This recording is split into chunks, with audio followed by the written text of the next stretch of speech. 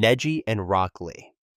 If Naruto and Sasuke are the faces of destiny versus free will, then Neji and Rock Lee are the undercard, as intense, as emotional, but often overlooked. Neji was the Hyuga prodigy, a genius born into a cursed role in his clan, yet still able to master techniques that most couldn't even attempt. Rock Lee, the boy who couldn't use ninjutsu or genjutsu, a shinobi who had to rely only on taijutsu and pure effort. They were polar opposites, one born with it all, the other with nothing but grit. Lee trained harder than anyone. He wanted to prove that effort could beat talent. Neji, on the other hand, had to keep proving that even a genius wasn't free from expectations and pressure. Their rivalry wasn't built on hatred, but on constant comparison and silent motivation. Ironically, it wasn't a direct fight with Neji that made Lee shine. It was his battle with Gaara. That fight shook everyone. Even Neji was forced to reevaluate his beliefs. For the first time, he saw that hard work might actually surpass talent. Still, their rivalry faded after the Chunin exams. The series gave them a few scenes together afterward, and Neji's death in the Fourth Great Ninja War ended any hope of future growth. Lee became the symbol of effort, someone everyone respected, including Neji. If Naruto and Sasuke are the main duo, then Neji and Lee are the B-side that deserved way more love. This rivalry had depth, emotion, and a strong start, but got lost in the chaos of later arcs. A hidden gem that never reached its full potential. Naruto and Neji. When Naruto first met Neji, they were complete opposites. Neji believed everything was decided by fate. Naruto believed in changing your destiny with your own hands. That clash of belief systems made their Chunin exam battle feel like more than a fight. It was a war of philosophies. Neji called Hinata weak and unworthy. He claimed he couldn't change his life because the Hyuga clan had already written his fate. Naruto wasn't having any of it. He fought with all he had, and won. Naruto didn't only beat Neji, he changed him. After the fight, Neji abandoned his fatalistic views. He started to see choice and effort as stronger than birthright. That battle rewrote his entire worldview. Still, this rivalry was a one-way street. Neji changed. Naruto didn't. For Naruto, Neji was a powerful opponent, but not someone who truly shaped his journey. Sasuke was always that person. Naruto didn't just defeat Neji. He dismantled an entire belief system in one punch. So while this rivalry was crucial for Neji's character arc, it didn't go both ways. That keeps it from ranking among the greats. If you're a true Naruto fan, this one's for you. Drop your favorite rivalries in the comments and tell us why it deserves the crown.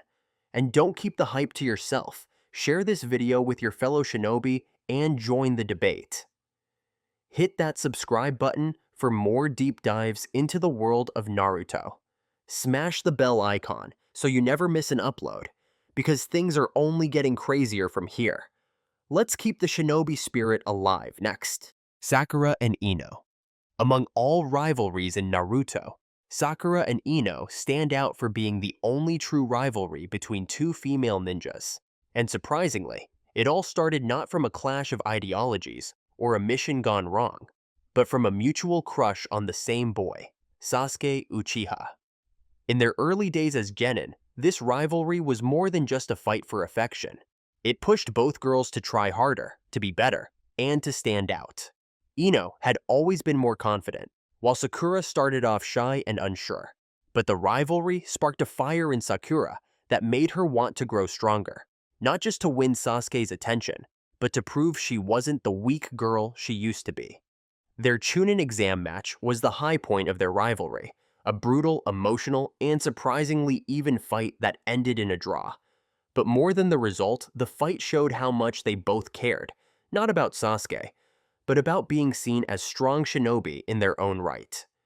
After the exam, though, the rivalry began to fade. Sakura became Tsunade's student, learning medical ninjutsu and monstrous strength, while Ino stayed in the shadow of her team. The gap between them grew wider, and their competition quietly turned back into friendship. In the end, their rivalry lacked the emotional weight or long-term development to be a major thread in the series. It started strong, but once Sakura surged ahead, the rivalry lost all tension. A nice side story, but never the main act. Hinata and Neji. This rivalry wasn't born in battle, it came from blood.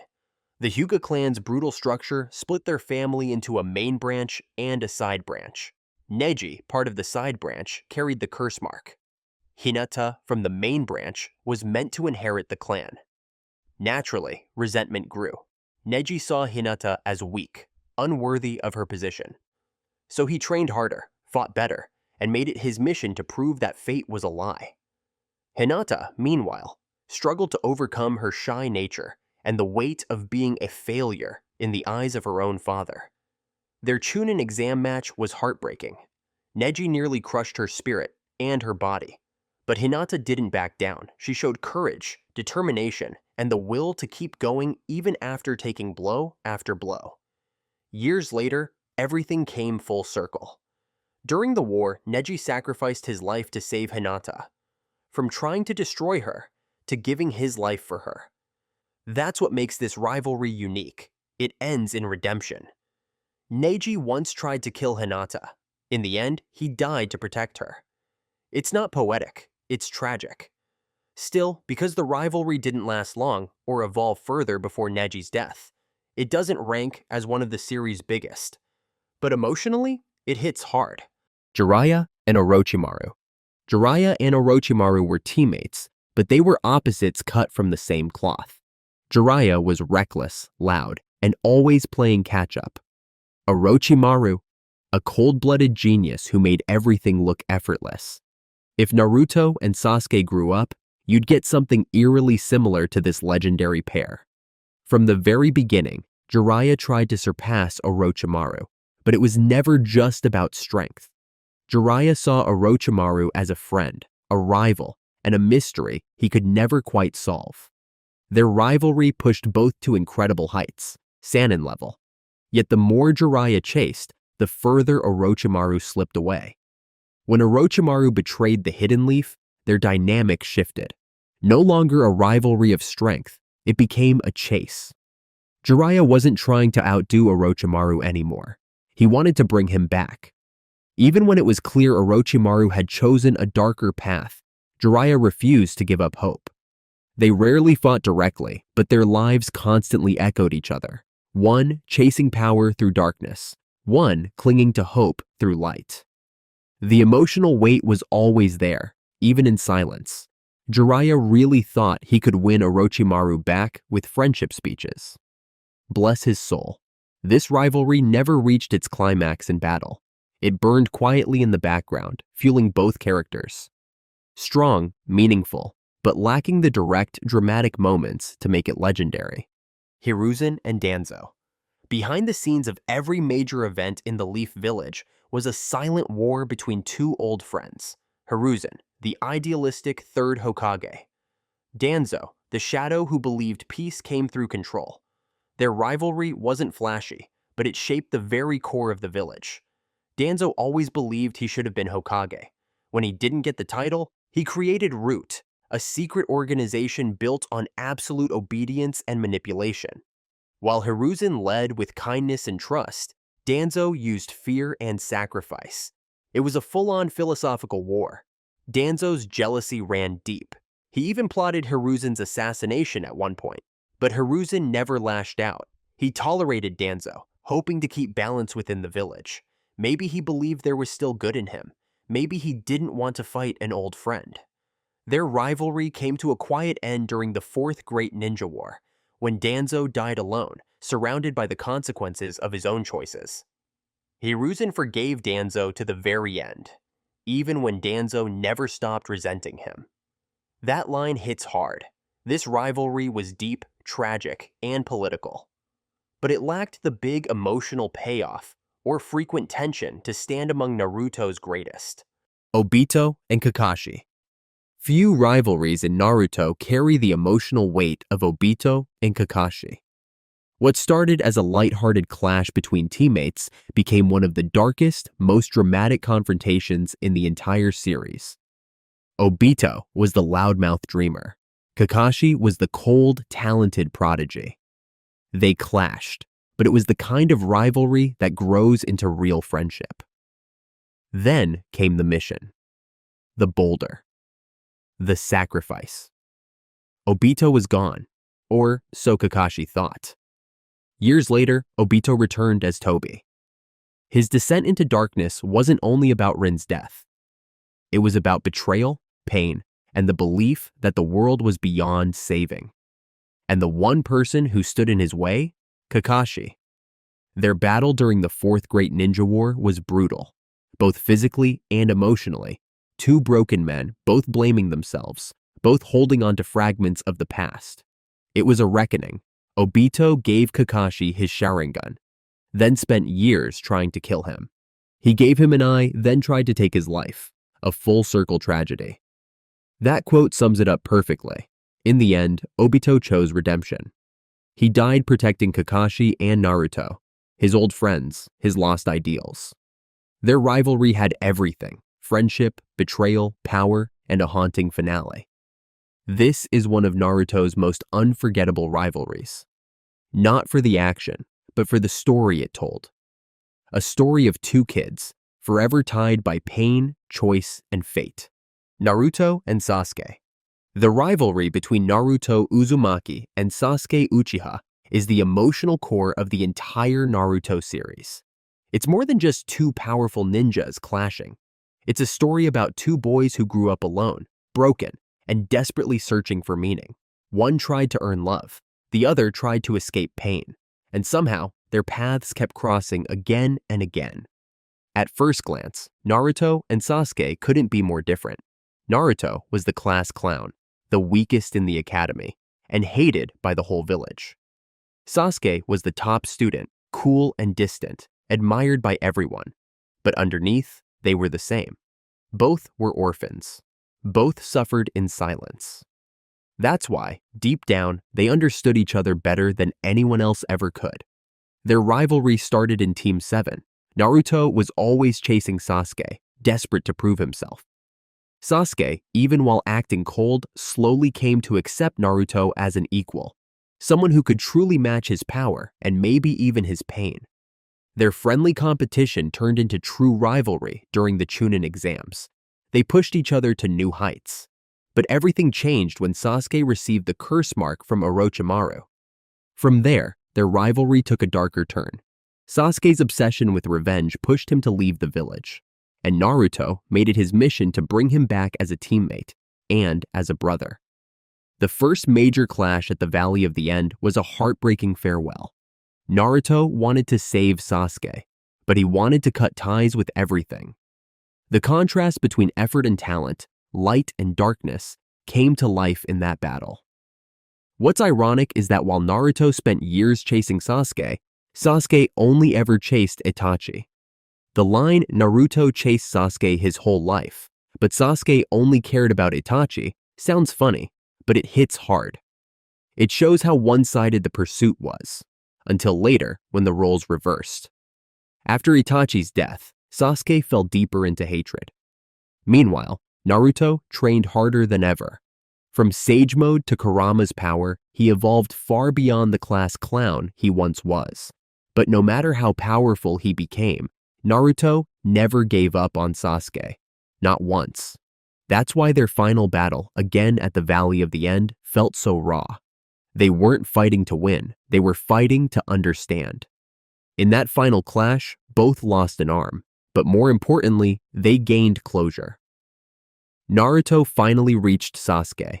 Sasuke finally accepted Naruto. Their rivalry, built on loneliness and pain, ended in mutual respect. They didn't need to talk anymore. Just a fist bump said it all. This rivalry defines Naruto. It's the longest, most emotional, and most personal story in the series. But it's not perfect. The long gaps in interaction, especially during Shippuden, weaken the pacing. Still, In terms of character growth, emotional depth, and sheer impact, this rivalry is legendary. Madara and Hashirama. Before Naruto and Sasuke, there was Madara Uchiha and Hashirama Senju, two boys who dreamed of peace, only to become the greatest enemies in ninja history. This rivalry shaped the entire shinobi world. If Naruto and Sasuke are echoes of this bond, then Madara and Hashirama are the original tragedy. They first met as kids, throwing stones by the river, unaware of each other's clan names. Despite being from opposing sides, they connected. Both had lost brothers in battle. Both were sick of the war. Their friendship grew stronger, even though it was built on lies. And when the truth came out, that Hashirama was a Senju and Madara an Uchiha, the bond was tested. Even then, they tried to change the world together. They created Konoha, a village meant to end the cycle of hatred. But ideals aren't enough. Madara never truly believed peace was possible. Not when his clan was treated with suspicion. Not when his own friend, Hashirama, became Hokage instead of him. Their philosophies split. Hashirama believed in cooperation. Madara believed in control. He left the village, seeking strength to impose his version of peace. Their clash at the Valley of the End was the ultimate showdown. And Hashirama won, but at the cost of killing his best friend. Or so he thought. Madara, ever the planner, cheated death. He spent decades manipulating events, using Obito, creating chaos, all to activate the infinite Tsukuyomi, a dream world without conflict. It's ironic. The man who couldn't trust peace ended up trying to force it upon the world. What makes this rivalry special is the weight behind every moment. When they fight, it's not about ninjutsu. It's history, broken dreams, and betrayal crashing together. Madara yelled, "You are not the god of this world," as he battles Hashirama says it all. He was angry and heartbroken. Even in the end, when Madara lay dying, he admitted it. Hashirama was right. Peace needed understanding, not control. That final moment, where they talked like old friends again, brought their story full circle. Two boys with a dream, ruined by reality. This rivalry is brutal, epic, and tragic. It may not have the humor or personal closeness of Naruto and Sasuke, but it's the most powerful in terms of scale and legacy. This was the rivalry that defined history. Might Guy and Kakashi. Most rivalries are serious. They come from pain, betrayal, or some deep emotional wound. But Might Guy and Kakashi, these two turned competition into something fun, meaningful, and lasting. If Madara and Hashirama show the cost of dreams falling apart, Guy and Kakashi show what happens when rivalry builds something unbreakable. From the moment they met, Guy declared Kakashi his eternal rival. Kakashi, being cool and disinterested, brushed him off. But Guy never gave up. From running laps around the village to counting push-ups, Guy made everything a competition. It was hilarious. But underneath the jokes was something real. A need to grow, to be acknowledged, to push each other forward. Kakashi, the genius, didn't think he needed anyone. Guy, the underdog, believed in hard work over talent. Sound familiar? Their rivalry mirrors Rock Lee and Neji, or Naruto and Sasuke, but without the trauma. It's a rivalry done right. Over the years, Guy actually kept score. He proudly declared his wins, even in the dumbest contests. Kakashi never cared, or so it seemed. But during the Fourth Great Ninja War, everything changed, when Guy opened all 8 gates and went up against Madara, the real full-power Madara. Kakashi's reaction showed the truth. He was scared. He was proud. He knew Guy was a hero. That fight was pure insanity. Guy burned his life away, turned the battlefield into a furnace, and actually made Madara, the god-tier villain, feel fear. That moment proved what Guy always said. With hard work, anything is possible. And Kakashi knew it. Their bond was never about beating each other. It was about pushing each other higher. Kakashi helped Guy realize his potential. Guy helped Kakashi stay human. Even after the war, Guy in a wheelchair and Kakashi as Hokage, they kept the rivalry alive. still racing, still smiling. This rivalry doesn't have betrayal, hatred, or giant battles over ideology. But that's what makes it perfect. It's healthy, long-lasting, and honestly, kind of wholesome. If Naruto and Sasuke represent rivalry through pain, Guy and Kakashi show rivalry through friendship. That's why, in the end, this rivalry might be the best one. Because it never needed saving. It was always real. Thanks for watching till the end. See ya!